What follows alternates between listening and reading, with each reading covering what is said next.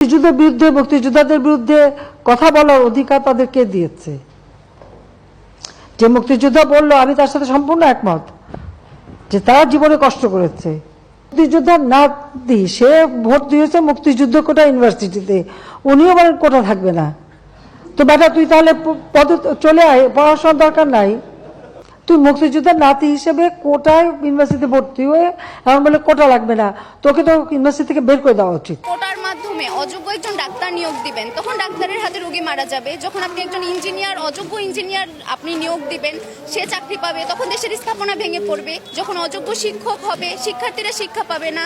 অযোগ্যরা যখন দেশের বড় বড় জায়গায় যাবে, দেশ দুর্নীতিতে ভরে যাবে, তারা সঠিক সিদ্ধান্ত নিতে পারবে না, দেশ নষ্ট হয়ে যাবে, দেশ স্বৈরাচারে ভরে যাবে। আমি যদি প্রথমে কোটার সংজ্ঞায় যাই, কোটা হচ্ছে যারা অনগ্রসর জনগোষ্ঠী তাদের জন্য। স্বাধীনতার 53 বছরে এসে মুক্তিযোদ্ধার পরিবার বা তাদের নাতি নাতনিরা অনগ্রসর জনগোষ্ঠীর আওতায় পড়ে না যে তাদের কোটা প্রয়োজন হচ্ছে। স্বাধীনতার 53 বছরে মুক্তিযুদ্ধের পরিবারকে এই 53 বছরে যত ধরনের সুযোগ সুবিধা দেওয়া হয়েছে, এরপরে কোনোভাবেই মুক্তিযোদ্ধার পরিবার অনগ্রসর নয় যে তাদের কোটার প্রয়োজন হবে। কিন্তু বললাম, প্রধানমন্ত্রী আমাদেরকে হাইকোর্ট দেখাচ্ছেন, আমরা প্রধানমন্ত্রীকে সংবিধান দেখাচ্ছি। প্রধানমন্ত্রী হাইকোর্টের কথা বলছেন, আমরা সংবিধানের কথা বলছি। সংবিধানে সুযোগের সমতা আছে। আমরা মেধাভিত্তিক নিয়োগ চাই এবং কোটাকে ন্যূনতম পর্যায়ে নামিয়ে এনে আসলেই যারা অনগ্রসর জনগোষ্ঠী, যারা ফিজিক্যালি চ্যালেঞ্জড, যারা আদিবাসী, সুযোগ সুবিধা থেকে বঞ্চিত, আমরা শুধু চাচ্ছি তাদের জন্য কোটাটা বহাল থাকুক একটা ন্যূনতম পর্যায়ে। আর যেহেতু আমাদের আন্দোলনটা যৌক্তিক, তো অবশ্যই মেনে নিতেই হবে।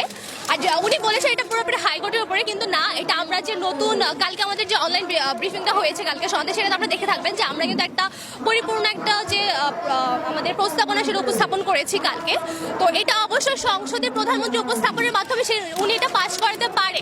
তো যতদিন যেহেতু এই সক্ষমতাটা আছে যে উনি এটা পাশ করতে পারবে না আমাদের সংসদে, আমাদের নতুন যে প্রস্তাবনাগুলো, পূর্ণাঙ্গ প্রস্তাবনাগুলো, তো অবশ্যই আমাদের শুধু হাইকোর্টের ব্যাপার না, আন্দোলনে এই সরকার চাইলে এটাকে পরিবর্তন করতে পারবে। তো যতদিন পর্যন্ত আমরা এটা পূর্ণাঙ্গ সমাধান না পাচ্ছে, ততদিন পর্যন্ত আন্দোলন কার্যক্রম চালিয়ে যাবো। একটা ইকুইটি আনতে হলে কোটার প্রয়োজন আছে, সেটা আমরা প্রতিবন্ধী কোটা, তারপরে আমাদের উপজাতি কোটা, সেই পর্যন্ত আমাদের যেটুকু জরুরি ইকুইটি আনার জন্য সেই বিরোধী কিন্তু আমরা করছি না।